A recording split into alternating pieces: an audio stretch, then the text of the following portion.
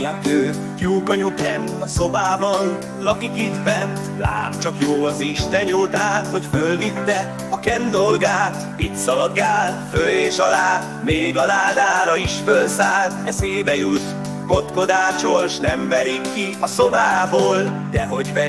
Dehogy verik, mint a galambot etetik. Válogat a Ken dermagban, a kis király sem él jobban.